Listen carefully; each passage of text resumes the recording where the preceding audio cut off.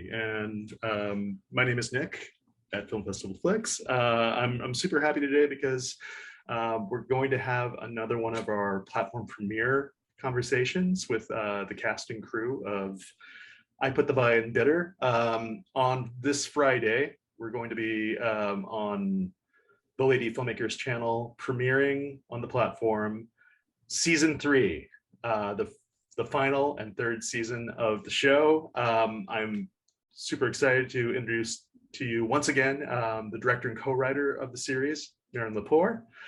I'm Maren.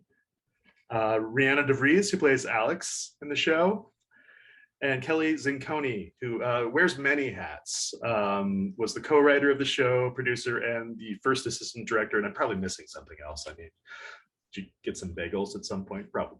Yeah. Oh yeah, I was getting bagels. Bagels. Yeah. I think, yeah, we've been doing this platform premiere thing for most of the year on Film Festival Flix, and this is the only series that we've done every season of so far, which I think speaks to the quality of the show and our enthusiasm for it. So again, welcome to all three of you, and I'm excited about today's conversation. Just like last time, I want to start out by just saying the statement that's on the website for the show, which is that I Put the Buy in Bidder is created by a majority female, POC, and LGBT cast and crew. And as is said out loud in season 3 of the show, representation matters.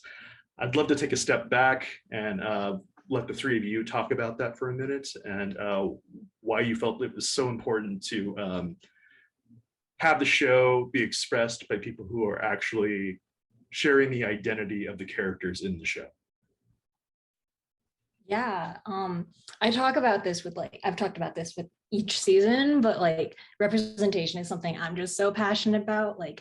As a woman, as a woman of color, and as a gay woman, I know what it's like to grow up watching content that doesn't represent you and stuff that you can't relate to, especially as a kid trying to find content that is age accessible and still funny and cute. And so making that representation authentic was very important to me in that regard. And I also just think it makes it funnier coming from the people it's actually made for. I think the jokes are more realistic. We have a lot of gay jokes, and I feel if gay jokes are filtered through the lens of straight people, then it could border on stereotypes and stuff like that. So I just think it's more realistic, it's more authentic, and it's just more relatable for gay audiences to watch something that is also written by gay people. But yeah, I would love to hear Kelly talk about it because she co-wrote it. Well, obviously I think it came out of a frustration of oh, we don't see ourselves on the screen. And then, yeah, I would say there's a lot of stuff, there is a lot of gay content out there, but then it's sort of disappointing when you're oh, who made this? Oh, it's 2 cis straight white guys type of thing. And so, and what Maren is saying, a lot of the jokes that are being written, about, gay jokes from the gay community, straight people might not always understand, and then sort of filter it out, oh, that's not gonna land with audiences. And we're we care about this one audience the most. So I think that was, especially with writing stuff, I think the most challenging for me was writing for a younger generation, but for the most part, it was same stuff because we don't have that much content. So it's oh, there's all these jokes that still needs to be said. So. Right. Yeah, I feel Kelly, you land on a good point that there's been for a good decade or more this emphasis on representation on screen, whether you're talking about racial representation or identity representation, but you often find that is really only for lack of a better word, represented in the faces that you see on screen. And then when you look below the line to the production crew or the writing crew or directing, yeah, there's just a great lack of anything that isn't just cis white males. Yeah. And that was something also that Marin really drove home was representation in front of and behind the camera, which is like so important. I've been on a lot of inclusive sets lately, diverse sets, and it's so different when everyone is comfortable, they can be themselves, and when you feel safe in an environment like that, you're able to like create. And that's how I felt on Buy and Bitter. Like I felt like we were all just really comfortable and could just sort of like do what we love without having to like be worried or anything, you know. It was just sort of like raw. And that's what I don't find. I've been finding more now, but that's how it used to be. I feel like those sets where I'm just like, oh, like I'm just uncomfortable. Right. Alternately, Rihanna, what was it like to perform in a context that was as authentic as what I Put the Buy and Bitter presented?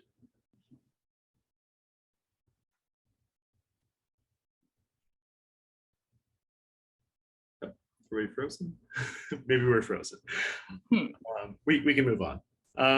So I do want to also highlight what Marin said about cute and funny, which I think is for anyone who hasn't seen the show yet. And let's be clear, the first 2 seasons are already available on Lady Filmmakers Channel. So if you haven't seen it, it's not going to be just season 3 that's available on Friday. You can binge the entire thing.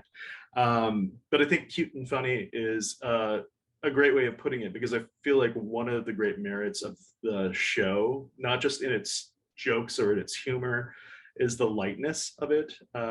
It's never heavy-handed. It presents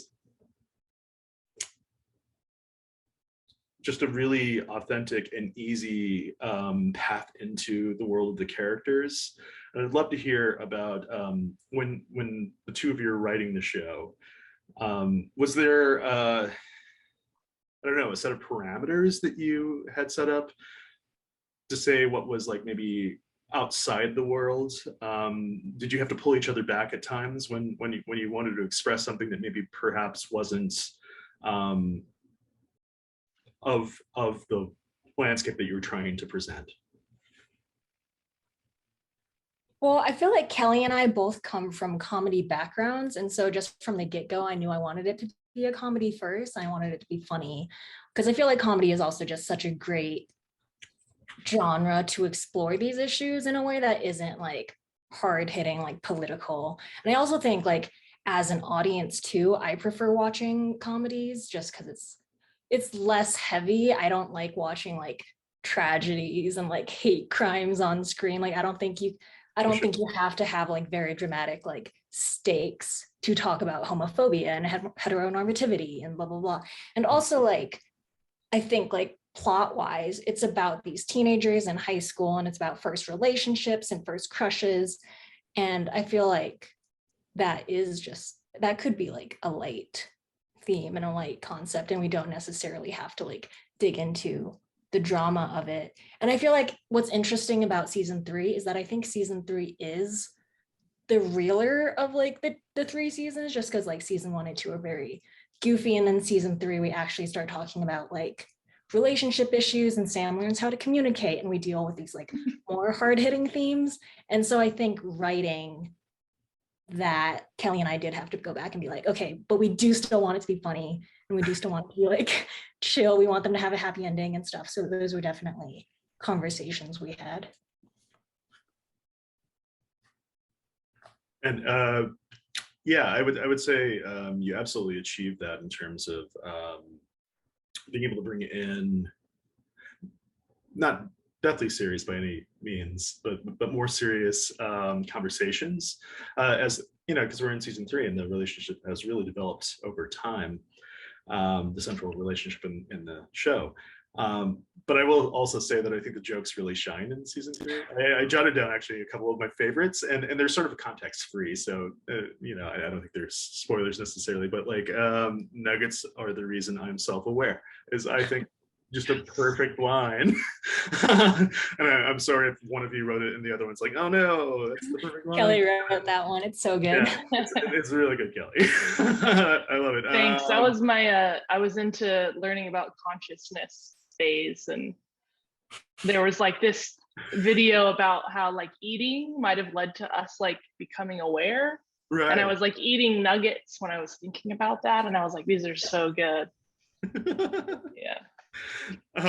Being gay isn't a sport, Mom. is an exceptional one. And then I love I gotta say in general, like over the last 2 seasons especially, I love Sam's mom. And Sam's mom mixing up the letters and LGBTQ is just priceless. It's really great. So the jokes are definitely there, people. You want to tune in because it's so damn funny. As this series comes to an end, I sort of hinted at it before, but I think there's a very noticeable progression that has happened over the 3 seasons. Starting out with Sam sort of having her coming out moments. In season 2, she finally comes out to her mom. And then in season 3, there's the danger that her relationship is potentially going to end because her girlfriend is going to be moving away. And I wanted to hear you, Kelly, and you, Maren, talk about the character development over those 3 seasons and if it was mapped out in advance. Also, I'm curious, was this always going to be a 3-season cycle? Was it conceived as such? Yeah, so we kind of wrote it like 1 season at a time. When I wrote season 1, I didn't know that we were going to continue it until we had released it and it got like such positive reviews and stuff like that. We were like, oh, we should make more. And then for season 2 and season 3, originally I wanted to do 5 seasons. Like in a perfect world, that would have been super fun to like be able to expand that much. And so I think the reason we like hinted Naomi moving away at the end of season 2 was because we knew that actress was going to move away. So we were like, oh, if we're doing 5 seasons, then we have to have a way to write her off. And then later after that, we realized, oh, actually season 3 is going to be the last season. So we changed our mind again. We were like, no, if this is the end, then they have to have a happy ending. And I know Kelly and I writing season 3, we went back and forth a bunch on like, should they break up? Should they not break up? And then I think ultimately we decided we want to show Sam happy in the end, because especially like watching like gay relationships on screen, like they so often end in tragedy. So we're like, no, we want these guys to be happy. Yeah, we actually wrote like a version of season 3 and then we completely rewrote it because like in the middle of it, we realized we were going to be losing a lot of our cast and crew, and including like myself, I was moving too. So we were just sort of like, let's just give it like a clean ending and like, let's make it happy. And I think that because we're going to have Evangelina's character leave because she was leaving. And then that was going to give us like seasons to introduce new like love interests with Sam and explore her bisexuality. But then we were like, well, we can't do that. So, and then like, this is the crazy thing, like for you, Rihanna, like we gave you guys scripts like the week of, maybe a day before. I don't even know. It wasn't good to memorize all that and stuff. I was just like, sorry. I don't remember a tight turnaround or anything like that. I Really? remember there were rehearsals. Yeah, it was fine. Well, I feel like that actually was particularly dangerous for you, Rihanna, because you have like some pretty large amounts of dialogue and like key moments where you're like delivering like these entire tirades. And I wanted to ask you, since you're here, you're the sole representative of the cast. What you see as like sort of the benchmarks of your character's development over the 3 seasons time? Because I think there's a real evolution for all 3 of the principals. Can I bug you to repeat the question? I missed like the middle chunk. Oh, no worries. So I think that the 3 seasons are written in such a way that you actually do see, and this isn't always the case with a lot of comedies, you see these characters grow over time. And I just wanted to hear your thoughts about the evolution of your character over the 3 seasons.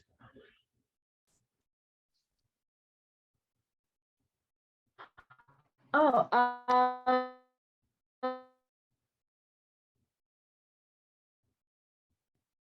um,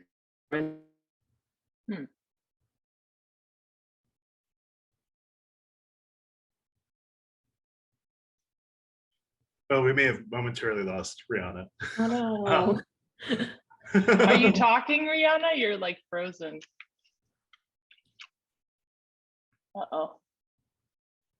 But hey, in the meantime, let's talk about Sam's evolution over the 3 seasons. Oh, she's back.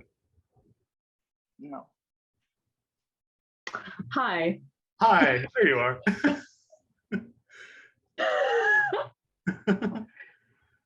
Y'all, I'm sorry. Isn't technology lovely? It's amazing. It's truly, it's amazing. Can you hear me now? I'm sorry about it. Yeah, we got you now. Yeah, you're back. Cool. I'll try to be brief before this thing freezes again. I think Of course. that very, very cleverly reflected in the costume choices. I remember specifically in terms of season 3, when they took away my slippers. They took away the sleeping slippers. And I remember being really upset about it. But then Maren and Dana explained to me, and I think everybody was in the room for that. So Maren, Dana, and Kelly all explained to me that like the reasoning behind removing the slippers and putting me in Converse was that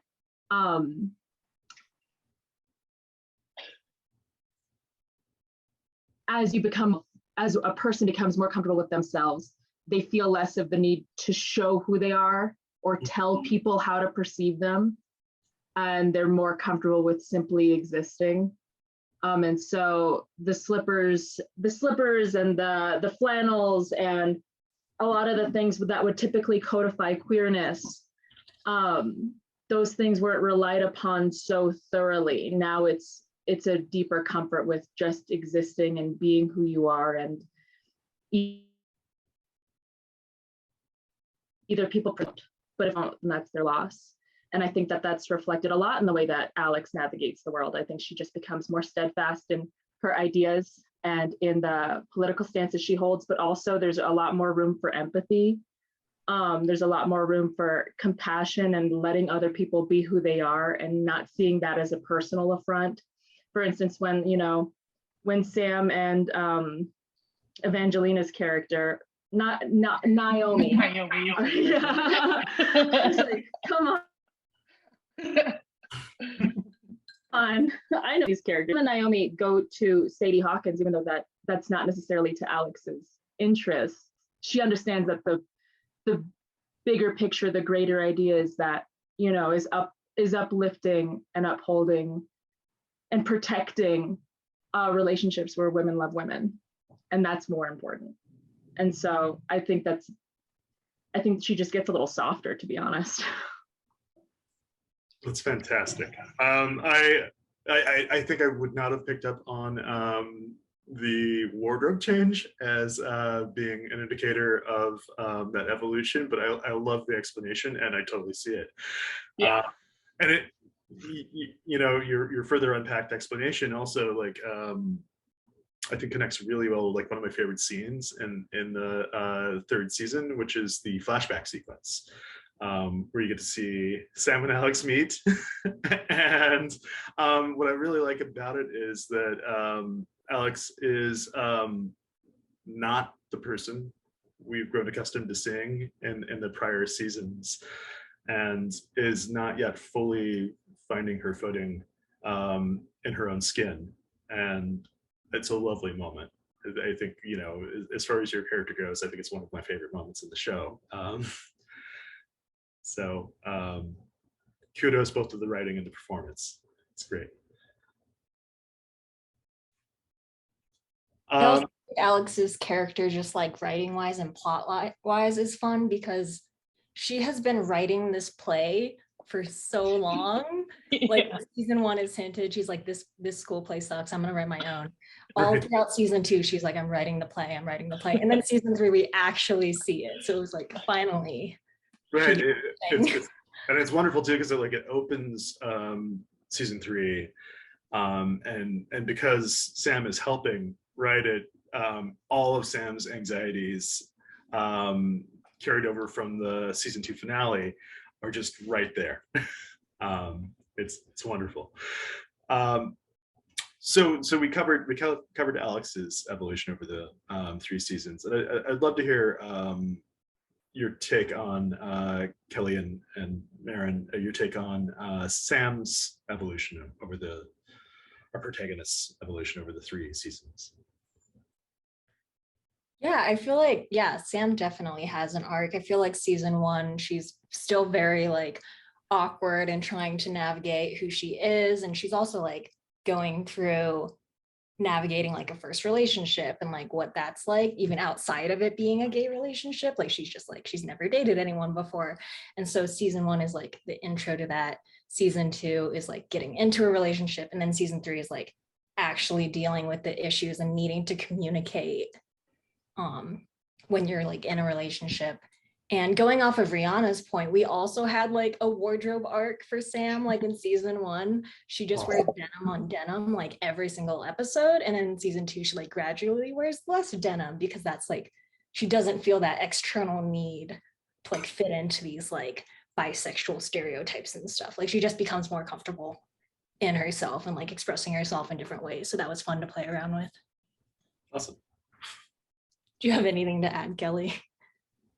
Not really. I don't know if Naomi's character had any kind of, I don't remember her wardrobe other than like in the last season, she's like more business dressed because she's running the, or is that season 2 when she's running the whatever club, the photography club and the environmental whatever.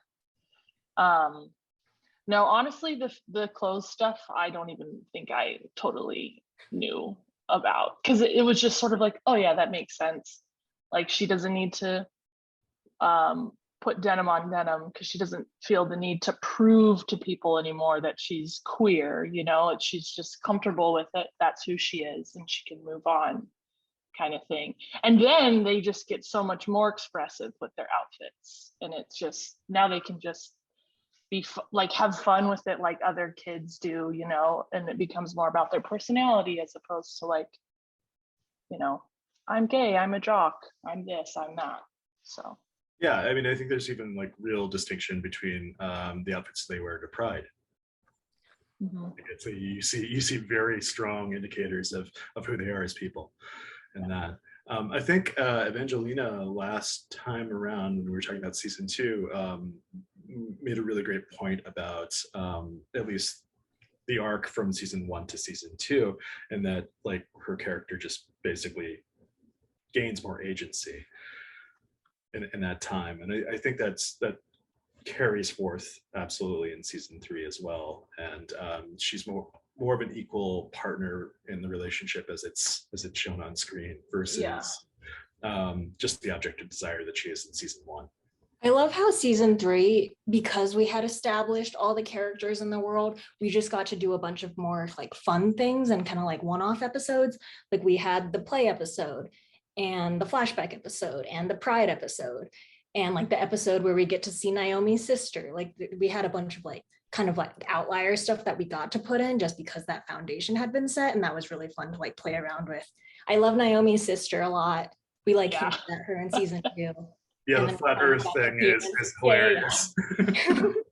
Yeah, I think the way that like Naomi's character was built was actually kind of a moment for Maren and I just in terms of writing, because we were like, she's kind of just a love interest. Like we need to give this person like some dense, you know, like some density, because we wanted her to be like a part of this group and a real character. And for me, it was sort of like catching myself and like, oh yeah, like this is a character, this is a person, she's got a family, she's got wants and likes. And we were like, what kind of person is Naomi? And you know, her background, oh, she's someone that she was the new kid, which means she might potentially move again. Maren and I were both the new kids when we were growing up, so it was something that we could like even draw from.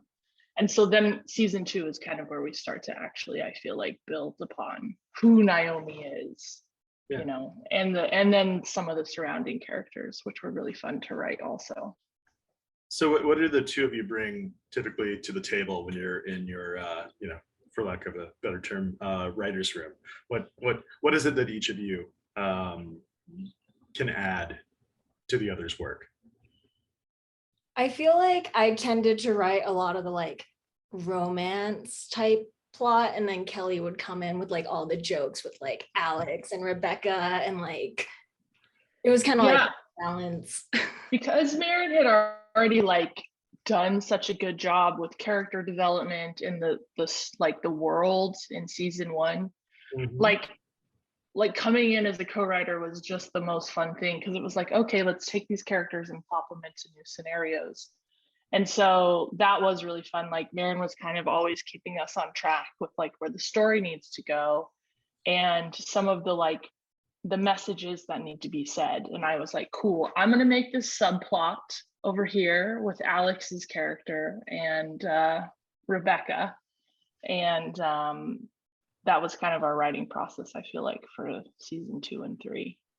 But yeah, it was like super collaborative. Like we would like outline the entire season together, and then we would kind of like split it off, like, I'll write these episodes, you write these episodes, and then we would come together and like revise them together. And it was very like back and forth. So yeah. Were you each finding, I don't know, an affinity or more authorship over individual characters, or were the characters sort of equally written by the two of you? I think I did pretty much stick to Alex episodes. No, well, I did write one. I wrote some like Sam and Naomi stuff, but I feel like I mainly was writing like Alex, like big monologues of someone just like being mad about stuff. Yeah. Which I think is a perfect way to segue into talking about episode 7, the Make America Gay Again episode. My favorite episode of season 3. Maybe my favorite episode of the entire series. I love it. It's highly topical, Yeah. but it also like feels super presently important because it is about MAGA. and the moment that we're experiencing right now as a result of that period, it's sort of all laid out by a lot of what Alex says in the episode. I think Dana actually wrote that episode. Yeah, that episode was actually written by Dana Elizabeth, who is like, she co-runs my production company with me, and she was production designer on all 3 seasons. And so she just like, I think it was in like season 2, she just randomly came up with this joke. It was like the hat joke. She was like, we're talking about how like wearing a red hat in public is like really risky now because you could be seen as like a Trump supporter. And so 1000%. So we were like, you should take that one joke and write an episode. And then she just like came up with that, and it was great. Awesome. Rihanna, what was it like to voice that screed? I particularly love the question posed about why women would support that candidate. I remember specifically in that episode having to get a line note about, I kept saying privileged. And I think the actual line, like pretentious, like saying the, because it felt cathartic. It's just fun to play roles where you agree with.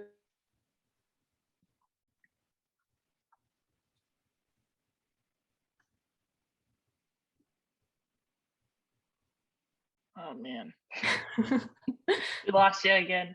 We did indeed. Well, it's I think what's really fun about it too is that that sequence then leads into a reappearance of Rebecca, one of my favorite side characters in the series, and then there's the entire thing about her obsessing about college applications, and that allows again Alex's character to voice a socially conscious questioning of elite institutions. It's just I think Alex is beautifully written throughout. I love that character so much. And it's really sad that Rihanna's dropped off the call for the moment. No, right.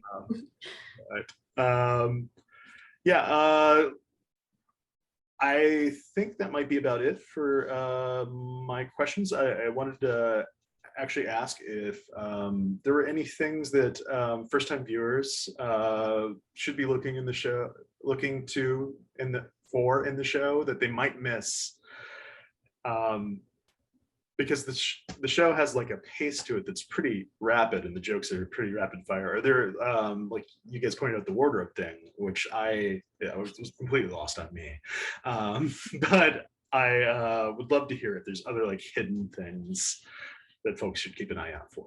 I feel like season 3 is really fun because we really did write season 3 for like the fans. Like I feel like season 2, you can watch it and understand it without having seen season 1, but season 3 really does build off of like season 2 and season 1. And so we have a lot of like kind of like jokes that come back or like parallels.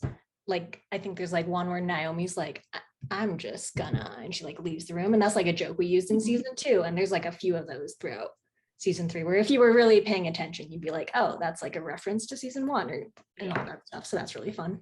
Awesome. Or like the flat earther sister, like things. And a lot of this was like what people would comment on like the first and 2 seasons. We would start to get an idea of like, oh, what are they like? What are they enjoying? What do they want more of? So we thought we'd button it with the flat earther stuff coming to an like end. one of the big comments we got. So in season 2, Sam and Tyler are talking about relationships, and Tyler like offhandedly mentions that he has a boyfriend, and we got a bunch of comments like, oh my god, I want to see his boyfriend. And so we wrote him into season 3. We're like, yeah, that's fun. It's so much fun in season 3. That relationship and the way that it also comments on the central relationship in the show. They're almost like a cheering squad. Well, last time around, I think we ended by I asked Maren about advice for aspiring filmmakers and people who might want to make episodic contents and not really know where to start. Kelly, since we have you here this time, I'd like to hear specifically about your role as a producer and what it's like to produce, and how what great advice you would have for producing micro-budgeted content. I think wanting to produce is a lot of it, and not necessarily wanting to like pick up the phone and call whatever, but like finding people or finding projects that you actually care about, because at the micro budget level, like there's really not a ton of it in it for you, other than just like the raw satisfaction of making content that you want out there, regardless of where it goes. It's not for money. It's, it's just like, hey, I'm going to spend a certain amount of time working on this thing that I find valuable, and with people that want to do it for the same reasons. And then as far as, so like, basically looking for a project or looking for people that you want to just work on content that you care about is probably the biggest thing. And then just learning how like if you're working with a director, learning how they communicate, and always remembering that it's like you're trying to help them. You're on their team. You're working together for what they're trying to create. Like at the end of the day, like Maren is the writer, the creator, the writer, the director. And so it's sort of like, well, what do you need? How can I help you? And then that trust builds. And then Maren is coming to say, hey, like, do you want to write this? What do you guys think? And doing that with our production designer, Dana. And then it becomes like this collaborative thing where everyone can like put it all in. If you're just a producer kind of on an island by yourself because you want to be a producer, that's not really it's not gonna satisfy you. So it's a team thing. Beautifully put. Thank you. Any parting words from either of you before we head off into the ether? I don't think so. Thank you so much for sharing this series and putting it out into the world, and for having us and everything. This has been so fun. Absolutely. Yeah, thanks. Yeah, absolutely. Thanks for having us on. It's nice to hear someone like you, like a fan, resonating with stuff and like a good, like, oh yeah, we should keep doing this. Like we should keep should keep making content. People want this kind of stuff. So Yeah. Yeah, it's very validating. yeah. Are there any projects in the works? Anything you want to talk about, Hawk? I'm currently in the process of making an animated short film about 2 lesbian dinosaurs at the end of the world. So that'll be out at some point like next year, but I'm excited for that. That sounds fantastic. Yeah, what a fantastic sentence you've just said, Mary.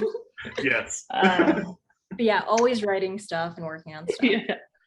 Yeah, I feel like you're busy. I'm about to produce a short film next year with another directing, producing partner of mine, and it's going to be space related, sort of. So Mars-ish related. Not really, but it is. You'll have to see. It is, but it isn't. Excellent. Yeah. Well, again, thank you so much for your time. This has been really a lot of fun to chew over the show. And for everyone watching, once again, this Friday, July 8th, it's going to be landing season 3 on the Lady Filmmakers Channel on Film Festival Flix. It's our platform premiere for July 2022. And you can also watch season 1 and 2 there. So subscribe and binge, please. Have a great day, everyone. Yay. Thank you so much. Thank you.